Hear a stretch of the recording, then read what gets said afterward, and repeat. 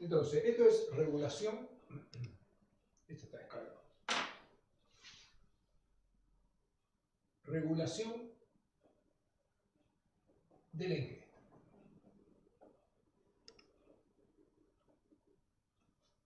Podríamos partir de una ley que me gusta mucho, que es esta.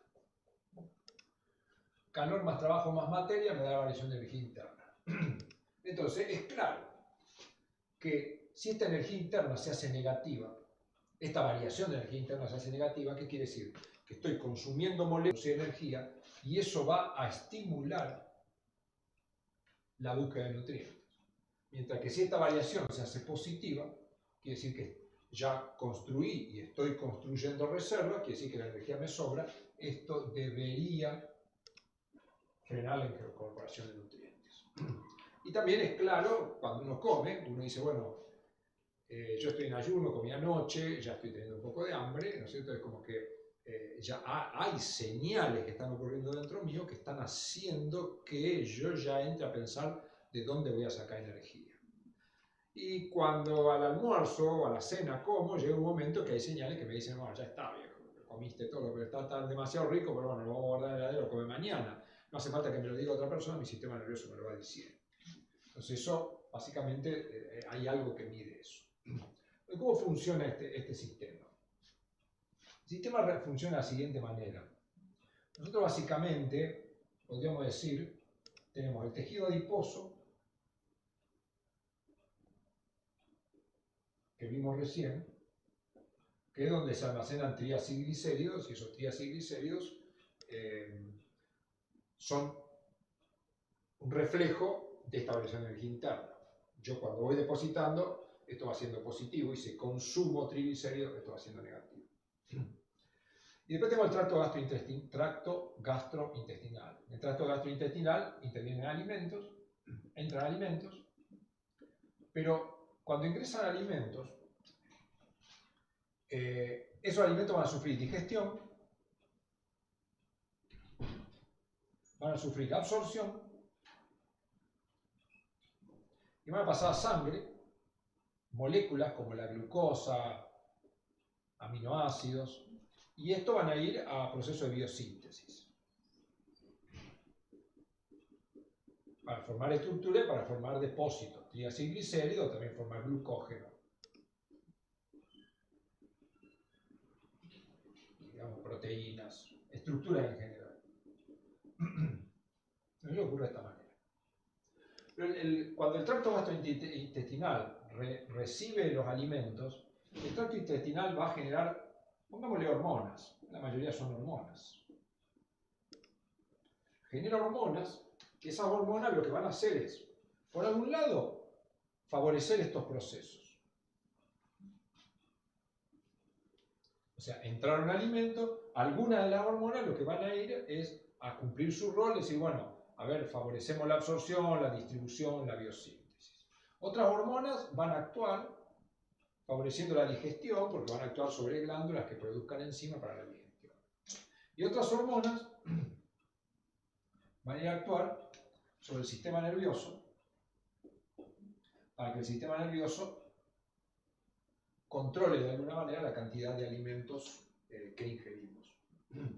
Por supuesto, también el tracto gastrointestinal, cuando los alimentos bajan, o sea, el ingreso de alimentos genera hormonas, vamos a ver, el ingreso de alimentos genera hormonas que frenan. O sea, cuando, a ver si lo podemos hacer así, cuando ingresan alimentos, se liberan hormonas que lo que hacen es frenar. Pero si yo tengo poca cantidad de alimentos, el tracto gastrointestinal va a generar otras hormonas que van a actuar sobre el sistema nervioso, que van a estimular. Entonces, ahí nosotros tenemos hormonas que de alguna manera, vamos a ponerla acá en negro, estas hormonas, que lo que hacen es frenan. Estas hormonas se llaman anorexigénicas. Son hormonas que nos disminuyen la ingesta de alimento, ese es el nombre que se da, anorexigénica, de ahí viene anorexia, esa es la falta de ingesta de alimento, hormona anorexigénica, que actúan sobre el sistema nervioso. En general, el sistema nervioso a nivel del hipotálamo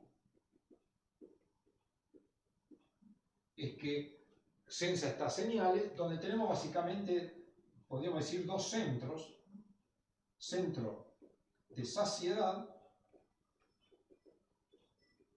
y un centro del apetito. Entonces, las hormonas anorexigénicas lo que hacen es actuar sobre los centros de la saciedad, y el hipotálamo genera señales que hace que tomemos la decisión de dejar de comer. En cambio, cuando hay pocos alimentos, el tracto gastrointestinal va a generar hormonas que van a actuar sobre los centros del apetito, estimulándolo para que salgamos a la búsqueda de alimentos. A estas hormonas se las llaman hormonas orexigénicas.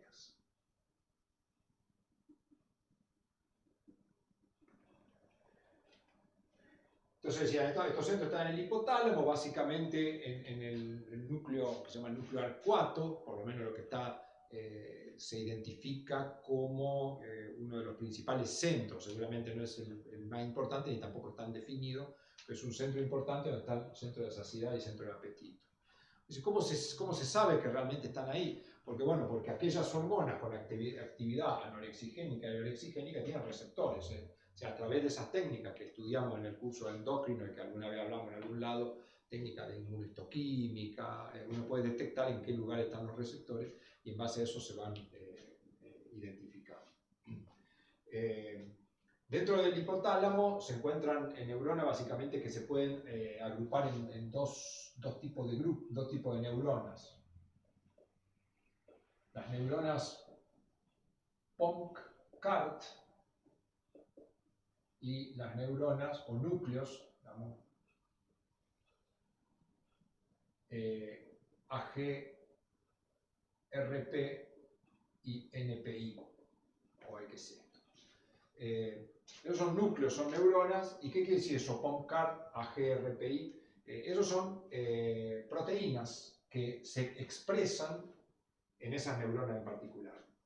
POMP son las siglas de la pro-opiomelanocortina, es una proteína que va a estudiar en el sistema endocrino. Hoy vamos a ver la clase de sistema endocrino. Es un precursor de una gran cantidad de hormonas. Y CART es el transcripto. CART es una proteína, pero el nombre viene el nombre del gen y del RNA.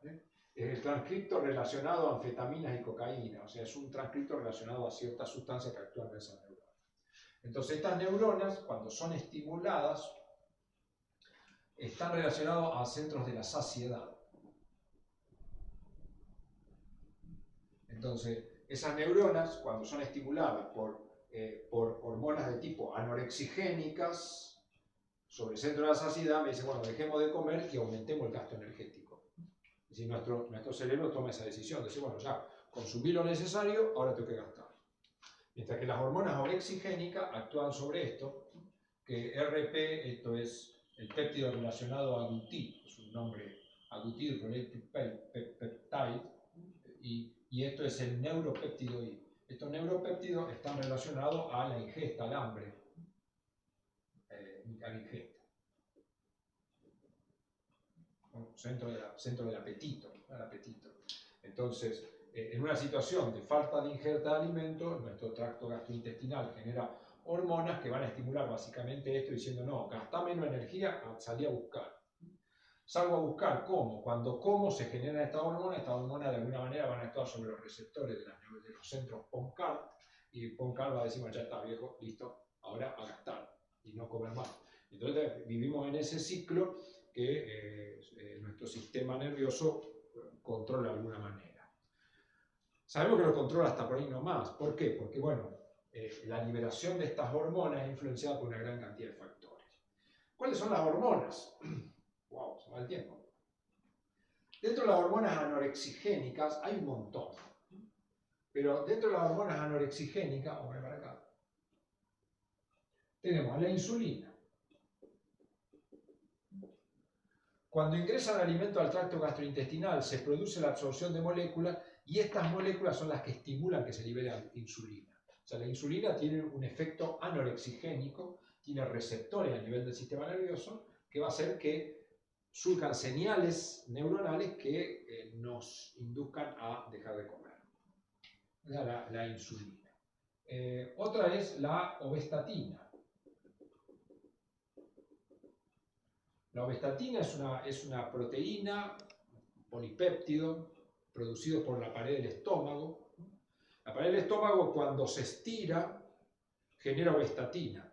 O sea, al distenderse el estómago genera ovestatina, la ovestatina viene a los POMCART y dicen, ya no puedo comer más. Por eso, digamos, si yo tomo agua, no puedo tomar todo el agua que quiero. ¿Por qué? Porque tomo agua, se distiende el estómago y hay una señalización, que parte será obviamente también interviene vías aferentes, ¿no es cierto? Pero hay una señal de la ovestatina que me dice, no, ya no puede más, está el estómago lleno. Después tenemos otra, es la leptina. La insulina es producida por el páncreas. La ovestatina es producida por el estómago. La leptina por el tejido adiposo. Si yo tengo una gran cantidad de tejido adiposo, eso me está indicando que tengo mucha energía y me señalizaría diciendo que tengo que comer menos. Y ahí uno entra en duda, es decir, en general las personas que son obesas comen cada vez más. Pero ahí hay una explicación. En general las personas que son obesas tienen una deficiencia a nivel de los receptores que están en los núcleos POMCART. O sea, son personas que sabemos que todo receptor es una expresión de una proteína de una variedad alélica. Entonces aquellas personas que son obesas se han encontrado que tienen variedades de receptores que no tienen la afinidad por leptina que tiene una persona que mantiene más fácilmente su peso. Entonces es como que acumula tejido adiposo, produce leptina, pero la leptina no golpea donde tiene que golpear, y entonces continuamente come. Entonces eso es un problema. Cuando la obesidad viene de ahí, es un problema. Esas serían señales. Otra es la somatostatina.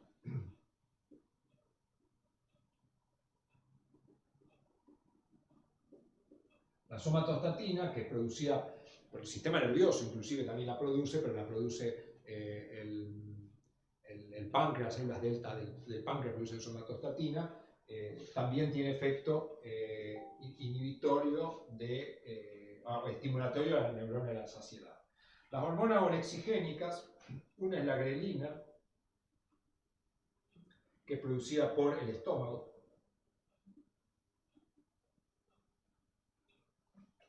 El estómago, que lo que hace es, de alguna manera, y se produce cuando el estómago se contrae. Si cuando el estómago se contrae quiere decir que no hay alimento y ahí produce grelina.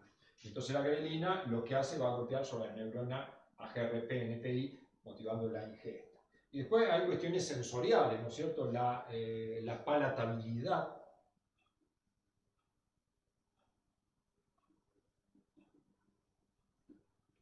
De un alimento. Los alimentos en general que tienen grasa son más palatables, más agradables a la masticación, al sabor y a demás cosas. Entonces en general eso también tiene un efecto orexigénico, estimulando el consumo de alimentos. Y acá hay controles que son a corto y a largo plazo. Estos dos, vamos a poner, actúan a corto plazo, es decir, tiene una acción inmediata. Yo dejo de comer, se contrae el estómago y se produce grelina como un alimento, me la gané de comer más. A mí me pasa con el chocolate, me como una barrita de chocolate y hasta que no la termino, y dejo de comer porque no tengo más, si no sigo comiendo. Entonces, bueno, ahí hay un ejemplo de la palatabilidad, ¿cierto? Con respecto a las hormonas anorexigénicas pasa exactamente lo mismo. Insulina, ovestatina y somatostatina actúan en general a corto plazo. Es decir, a corto plazo, o sea, actúan, yo como alimento, se genera insulina, se genera ovestatina, se genera somatostatina. En cambio, la leptina actúa a largo plazo.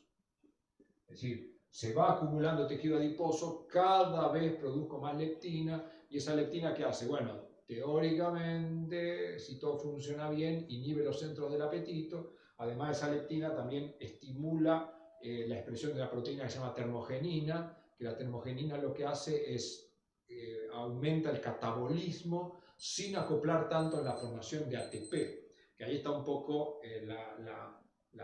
la ilusión que tenía esta alumna, que no es que tenía ilusión, era el comentario, pero que uno dice que bueno que sería aumentar la liberación de calor. Bueno, cuando se acumula mucho tejido adiposo, la leptina, uno de los efectos que tiene es eso, es estimular la expresión de termogenina, que es una proteína que hace que parte de la energía que libera el catabolismo ya no se pueda acumular tanto como ATP y se libere como calor, interpretando que el tejido adiposo en exceso es demasiado. Bueno, ahí estamos.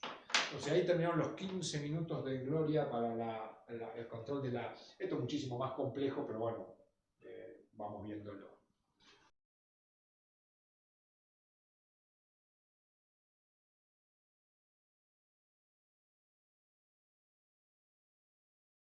Vamos a ver dónde estamos con las preguntas.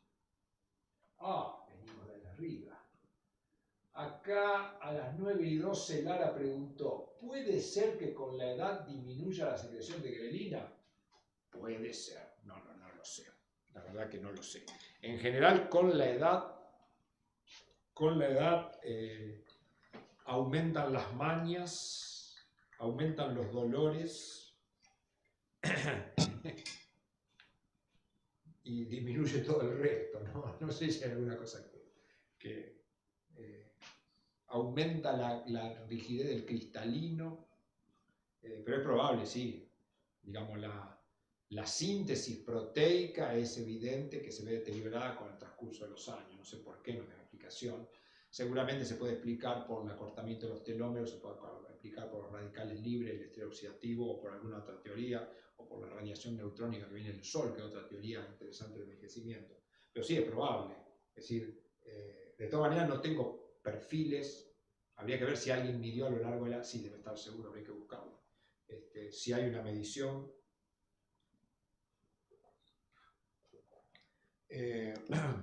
hay para aquellos que están haciendo el curso base de datos, habría que ver si está, hay una base de datos muy interesante que es HMDB, Human Metabolome Database de Canadá, que tiene para cada molécula que estudiamos mediciones, y entonces muchas veces ahí, cuando vamos a los valores, todavía no vimos esa clase, pero ya lo vamos a ver, ahí me va dando valores de investigadores que midieron en diferentes datos, y uno puede rastrear, decir, bueno, a ver si está la grelina, lo busco, decir, bueno, a ver, en niños qué valores tienen, adultos de 18 años, si hay mujeres, etc. Puedo ir rastreando esa información. Muchas veces la tengo que construir yo porque no está construida, está toda dispersa y la tengo que construir. Todo no está en los libros, es decir, lo que estamos estudiando en estas clases de 15 minutos, lo que estamos estudiando en el curso endocrino, no todo está. Uno dice, bueno, pero en algún libro debe estar, no, porque muchos autores no han coagulado toda esa información en algún lado, pero el asunto es saber dónde lo puedo ir a buscar. Así que bueno, Lara, es probable. Es probable. Uno podría decir, en general, digamos, que a medida que pasan los años, lo van a estudiar ustedes en nutrición, el adulto mayor tiene menos ganas de comer. Es decir, en general come menos, eso deteriora su edad porque aparte come mal. Entonces, uno podría decir, bueno, eso podría ir de la mano de la grelina, porque la grelina está entre las orexigénicas, entonces si con los años disminuye la cantidad de grelina, yo comería menos. Por supuesto que se suman un montón de cosas en general con la edad, y ustedes lo deben saber. No es lo mismo cenar solo que cenar en un grupo de amigos. No es lo mismo cenar solo que cenar en un grupo de amigos con los que nos llevamos bien. ¿No es cierto? O sea, uno normalmente come el doble, el triple. Uno dice, ¿qué pasó? ¿Qué hormona se liberó ahí? Bueno, el sistema nervioso privilegia este tipo de cosas. Entonces, en general, los adultos mayores, en general empiezan a pasar por etapas. Si su calidad de vida no es buena, etapas en las que enfrentan soledades. Entonces, a lo mejor si yo te recibía un grupo de amigos, a lo mejor todos los sábados me venían a visitar, yo preparaba un plato de ravioles para los que venían y los agasajaba y comía plato de ravioles, pero me dejaron de venir a visitar y entonces decía que me iba a poner a hacer ravioles, como una papa hervida y ya está. O no como nada, me tomé una taza de café con leche y me acosté. Entonces, bueno, eso va un poco de la mano, digamos, no solo de la hormona, sino del entorno social en el que vivimos, ¿no? Habría que ver cómo afecta la cuarentena, ¿no es cierto? La cuarentena, obviamente, a todo esto. Yo el otro día salí justamente a caminar un poco y aprovecho para pensar, entonces estoy preparando una exposición que seguramente los que están en la tutoría lo van a sufrir, que es la primera ley de la termodinámica y la cuarentena. ¿Cómo impacta la cuarentena sobre la primera ley de la termodinámica? Es apasionante. Entonces, bueno, seguramente durante la cuarentena las personas jóvenes o los que se sienten jóvenes durante la cuarentena aumentaron de peso. ¿Por qué aumentaron de peso? Y probablemente porque siguieron comiendo lo mismo pero gastaron menos energía, se movieron menos. Pero probablemente los adultos mayores hayan perdido de peso, porque yo lo veo con mis padres, son bastante avanzada. Bueno, los fines de semana normalmente uno lo iba a visitar, no están muy cerca, pero bueno, cada tanto me arreglaba para ir a visitarlo. Y ahí comían bien, comíamos un montón, hacíamos sobremesa, nos comíamos primero la torta de mi madre, luego la torta que llevaba mi señora, y si no alcanzaba fabricábamos una torta, y si con la que fabricábamos no alcanzaba, íbamos a la panadería y comprábamos una factura. Eso seguramente estando solo, encerrado, personas ancianas no lo están haciendo, probablemente que estén perdiendo peso. Sí, entonces bueno, la ley de la termodinámica y la cuarentena es nuevamente interesante. Bueno, muy bien, así que ya se lo voy a contar en alguna tutoría. Acá Lara dice de nuevo, ¿por qué si el tejido adiposo que genera leptina, las personas con sobrepeso tienen dificultad para sentir saciedad? Bueno, lo que yo le decía hoy, es una cosa que uno dice, bueno, pero entonces no es cierto así. No, se le explica cuando en las personas que tienen obesidad, normalmente tienen variantes alélicas del receptor de grelina que tiene menos afinidad que las personas normales. Entonces, si yo tengo un receptor de grelina que tiene menos afinidad por la, un receptor de leptina que tiene menos afinidad por la leptina, el centro de la saciedad le lleva más tiempo darse cuenta que tengo mucho tejido adiposo. Esa es la cuestión. Y encima lo que ocurre es, creo que eso lo he leído, está relativamente estudiado, en las personas obesas, cuanto más obesas son, es como que la cantidad de receptores baja mucho, porque como genera mucha leptina, esa leptina se une al receptor y hace que se consuma. Eso vamos a estudiar también en el curso de sistema endocrino, ¿no? Los receptores que están en la membrana, cuando tengo mucha leptina, se consume el receptor al unirse, y entonces muchas veces lo que tenemos es una gran cantidad de la hormona, pero muy poquita cantidad de receptores, porque la propia hormona lo consumió, y entonces la célula blanca se hace refractaria. Y entonces yo tengo una gran cantidad de tejido adiposo, una gran cantidad de leptina, pero quien lo tenía que recibir no lo recibe porque le liquida el receptor. Eso pasa lo mismo en la diabetes. O sea, hay una situación en que nuestro páncreas produce insulina, pero la cantidad de receptores baja, y entonces eso genera una diabetes de tipo 2. Es decir, tengo un montón de insulina, pero la glucosa no baja, y no, porque tengo de alguna manera inactivado o disminuida la afinidad de los receptores por la insulina. David pregunta, ¿por eso los diabéticos tienen mayor polifagia al no producir la insulina bien? Podría ser parte de eso, o sea, la cuestión, digamos, con respecto a la saciedad, hay varias teorías, o sea, todo esto uno lee una teoría y la incorpora como una verdad. Siempre recuerdo que esto son teorías, son modelos. Hay varias teorías. Hay una teoría glucostática, otra teoría lipostática. O sea, hay una teoría que dice que la saciedad, bueno, las hormonas actúan en esos centros, pero en realidad lo que está ocurriendo es que las hormonas, cuando actúan sobre esos centros, las células nerviosas incorporan más glucosa, y al incorporar más glucosa, eso es la señal que hace que las proteínas se comporten de manera particular. Otro a través de los ácidos grasos. Pero entonces uno podría explicar en esta circunstancia que uno diría, bueno, en el diabético, al haber menos insulina, eso lleva a la hiperfagia. También se razona de otra manera. Uno dice, bueno, al haber menos insulina, la glucosa ni los aminoácidos pueden entrar a la célula. Como son de bajo peso molecular, esa glucosa y esos aminoácidos se pierden por orina, y entonces de toda la energía que yo incorporé con los nutrientes, parte se me pierde por orina, y entonces entro en un balance negativo, y al estar en un balance negativo tengo menor glucosa disponible, y entonces eso desencadena la necesidad de comer. ¿Por qué? Porque comí nutrientes pero no los aproveché. Entonces en general esa es la explicación sencilla. Uno dice, bueno, el diabético tiene poliuria. ¿Por qué? Porque como no puede meter la glucosa dentro de la célula, la glucosa filtra por orina y arrastra agua por efecto osmótico. Tiene poliuria. Tiene polifagia, porque como comió kilocalorías, pero no le incorporó a la célula, su centro del apetito se encuentra si no incorporó nada, entonces desencadena la polifagia. Tiene polidipsia. ¿Por qué? Bueno, porque como la glucosa se le va por orina, pierde mucha agua por orina, eso desencadena la liberación de hormona antidiurética, que vamos a ver ahora dentro de un rato en el curso de endocrino, la liberación de hormona antidiurética, ¿no es cierto? Y la sensación de la sed.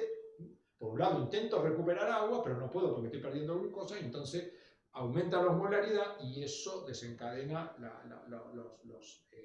hace efectos sobre los centros del apetito, desencadenando la sensación de incorporar agua.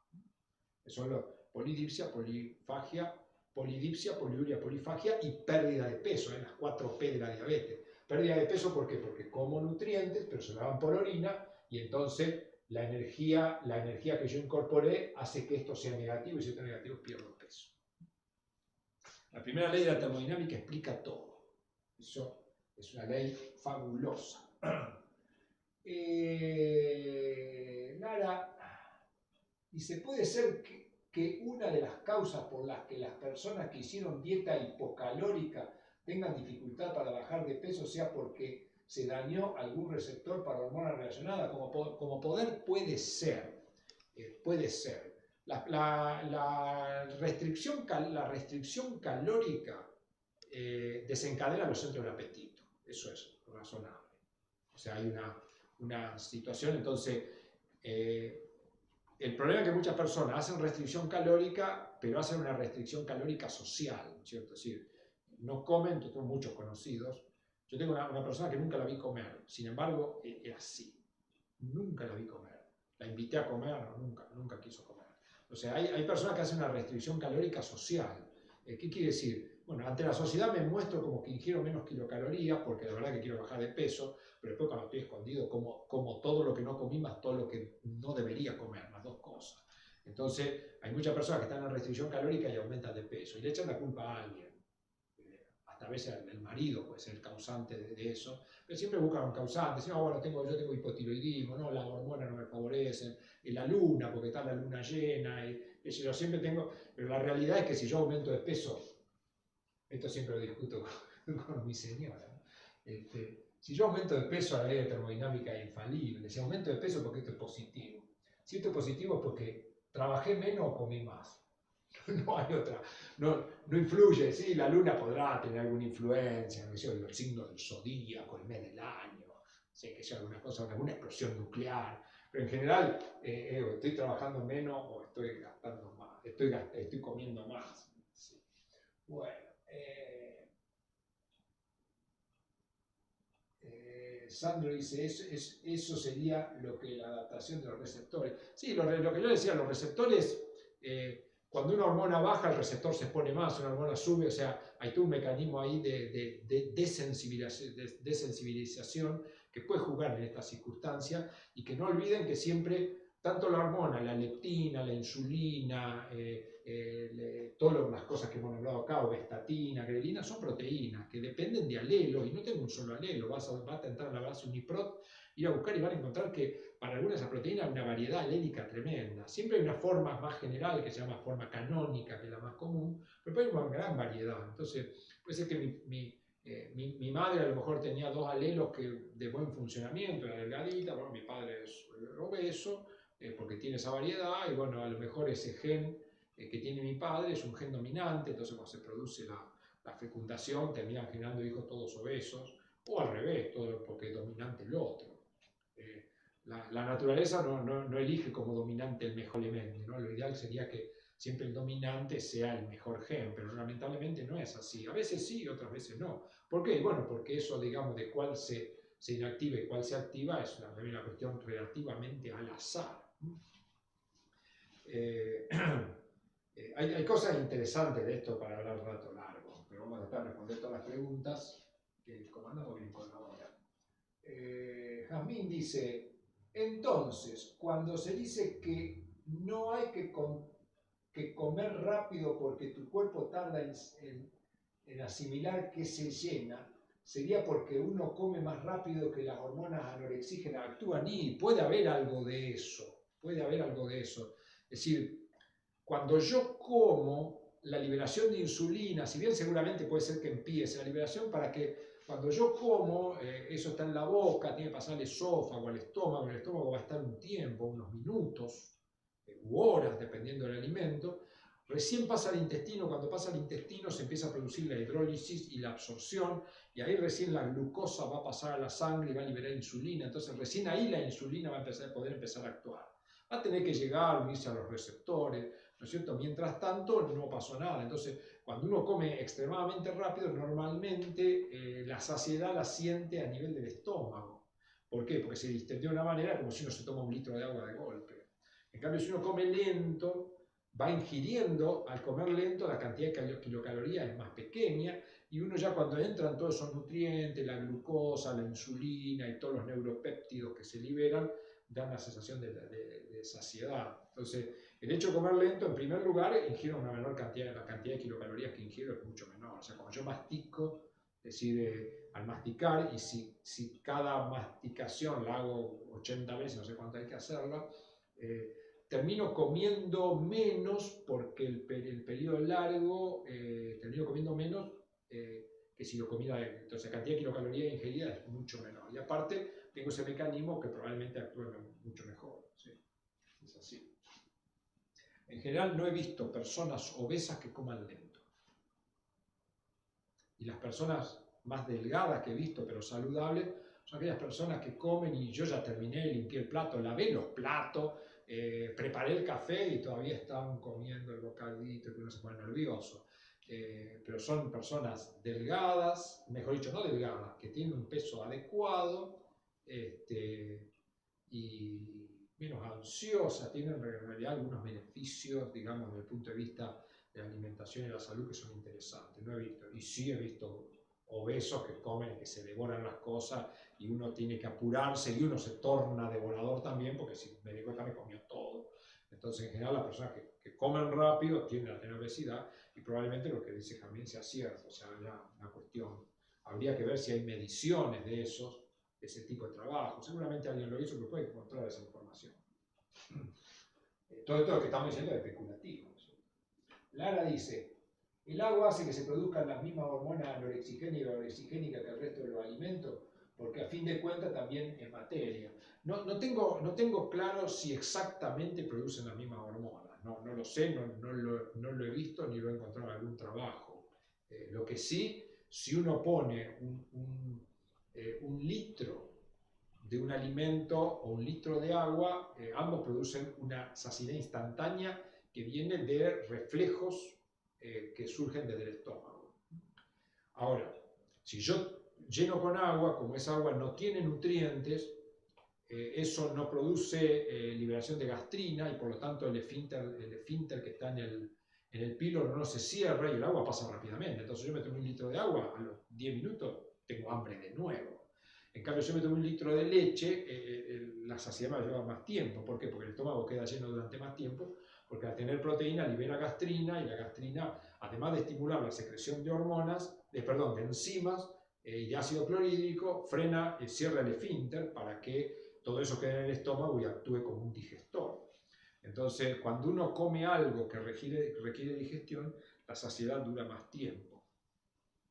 Por supuesto que, bueno, uno consumiendo agua puede ir matando el hambre, uno dice, bueno, ¿no es cierto? O sea, me tomo agua, más o menos me pasó, pero uno sigue, por el otro lado está el juego energético, ¿no es cierto? Entonces uno dice, sí, está bien, no puedo meter nada porque tengo el estómago lleno, pero yo quiero el plato de ravioles, lo quiero comer, no veo la hora que me pase esto.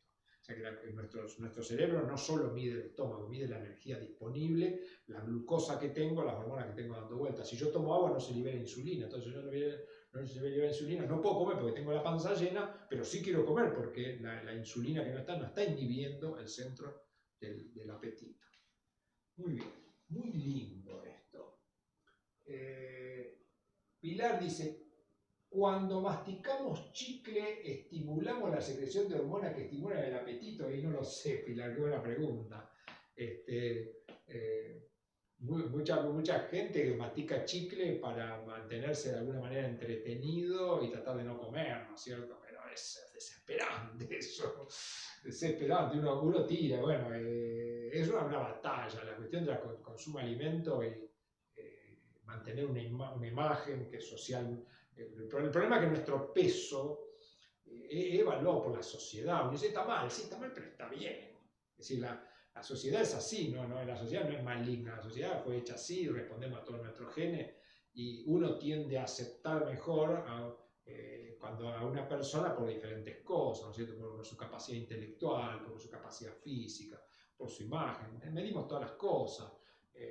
Yo no lo veo tan mal, sobre lo que estamos hechos y cómo evolucionamos, ¿no es cierto? Entonces, bueno, muchas veces la cuestión del chicle hace que uno haga eso para tratar de no comer, ¿no es cierto? O bueno, come cosas que tengan un poco más valor calórico, ¿no es cierto? Yo tengo una huerta, voy y me corto un tallo de apio y me mastico el apio, a ver si llego a la noche sin ingerir kilocalorías que me produzcan reserva, a ver, masticando el apio. El otro día un amigo me dice, ¿sabes que leí que el apio tiene kilocalorías negativas? Porque dice, el aparato digestivo, el apio es prácticamente celulosa, entonces el aparato digestivo como que trabaja un montón y genera enzima intentándolo degradar, pero no puede degradar. Entonces, oh, algo interesante, voy a plantar más apio. Bueno, qué bueno. Lucía dice, en personas con trastorno alimenticio, ¿puede ser que por cuestiones psicológicas la sensación de saciedad o de hambre sea inhibida? Claro, sí. El trastorno psicológico, ustedes siempre tengan en cuenta que nuestro sistema nervioso, nosotros estudiamos la medicina, no existe el alma para la medicina ni existe nada sobrenatural.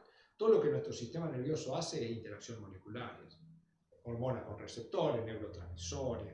Entonces, en aquellas personas que tienen trastorno de la alimentación, es porque alguna de todas estas cosas que todavía no se conocen bien, se van conociendo cosas muy fragmentarias, de experimentos que se van haciendo. Siempre recuerden que los experimentos de los investigadores, los resultados que yo veo de los experimentos de los investigadores pueden estar afectados pueden ser malos resultados y malas conclusiones afectados por errores, sesgos, mala intención, fraude, un montón de cosas. Entonces, cuando uno lee un trabajo tampoco hay que tirarse de cabeza a pensar que ahí está la solución.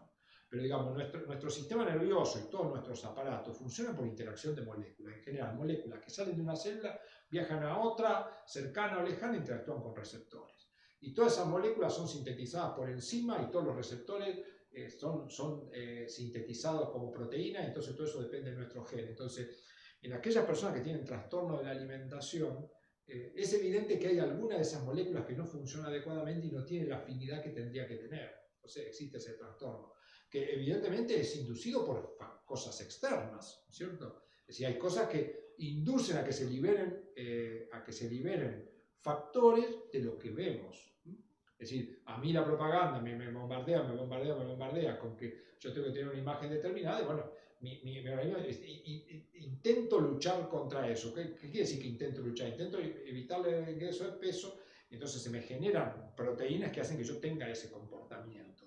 Pero no hay algo sobrenatural fuera de las proteínas que yo diga, no, yo quise. Cuando yo logro dejar de comer es porque de alguna manera se produjeron cambios hormonales en los cuales controlé la grelina o liberé otro neurotransmisor, no controlé la grelina, pero liberé otro neurotransmisor que es más estimulador que este como inhibidor y entonces logré hacer ese tipo de cosas. Pero siempre estamos trabajando con estímulos externos e internos que nos van haciendo el comportamiento. Bueno, última pregunta porque tengo que armar el set para la próxima clase. Muchas gracias. Sandro dice, sí, dice, llega la noche y te comes la mesa. Y sí, es así, es así. Bueno, es importante que ustedes lo tengan presente. No se olviden de la primera ley de la termodinámica.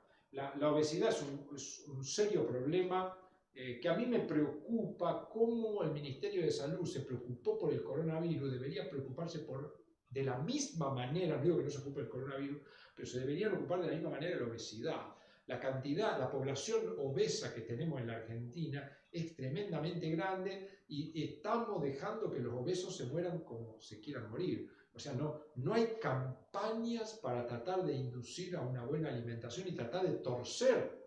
O sea, porque uno dice, ¿por qué los japoneses no tienen obesos y nosotros sí? Por el tipo de alimentación, porque el tipo de alimentación hace que, como vimos, la palatabilidad de los alimentos, la accesibilidad de los alimentos, hace que se estimulen los centros orexigénicos, o sea, del apetito. Entonces, los japoneses en general no tienen personas obesas porque si ustedes se fijan en un restaurante japonés, muchas veces se comen una barra y entonces le ponen un platito con un nigiri chiquitito así, entonces le comen el nigiri, después me dicen, aquel otro, ahora se lo prepara. Entonces se come espaciadamente con los palitos. Acá no, agarramos con una pala, tiramos adentro, sigue la pala. Entonces esa cosa, bueno, los ministerios se deberían ocupar no de una sola cosa, eso es tremendo. La cantidad de gente que muere por obesidad es muchísimo más grande que la que muere por todas las otras causas. Pero no solo eso, muchas veces es peor estar vivo que muerto, ¿no es cierto? Porque los obesos tienen a veces una calidad de vida que es tremendamente grande, sumado a eso el rechazo social, ¿no es cierto? Dice yo, si yo voy a armar un equipo de fútbol, por más que tenga precio, no voy a buscar a mi amigo que es obeso, voy a buscar a los que sean deportistas, ¿no es cierto? Si tengo que poner a alguien en un negocio, trato de evitarlo al obeso, porque sé que tiene más morbilidad, va a estar más enfermo, entonces, sí, lo podría hacer, pero uno siempre intenta buscar aquella cosa que va a funcionar mejor. Entonces, bueno, es una enfermedad importante, se corrige con esto, sencillamente la ley de la termodinámica.